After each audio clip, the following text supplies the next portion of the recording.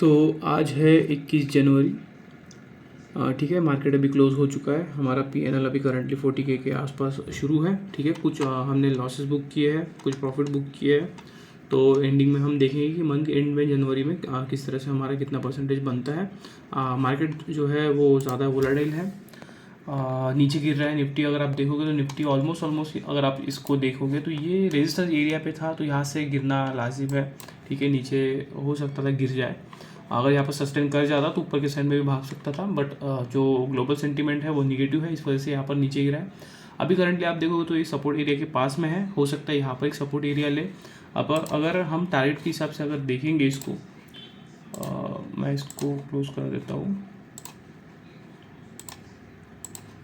अगर हम इसको इस हिसाब से देखेंगे कि नीचे की तरफ ये कितना आ सकता है, देखो यहाँ पर एक सपोर्ट एरिया है, उसके बाद में जो सपोर्ट एरिया है वो 23,200 के आसपास का एक सपोर्ट एरिया है, पर 23,500 पकड़ के चलेंगे।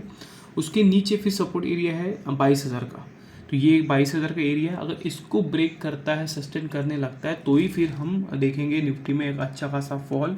और टारगेट आप देख सकते हो नीचे कहाँ तक दिखा रहा है, 18,000 पे एक मेजर सपोर्ट एरिया है, तो हो सकता है 18,000 पे आए, बट इसको आने को टाइम है। यहाँ पर अगर आता है तो फिर हम अच्छा खासा फॉल मार्केट में आया है, इस तरह से हम पकड़ेंगे, ये एज अ क्रैश की तरह हो जाएगा।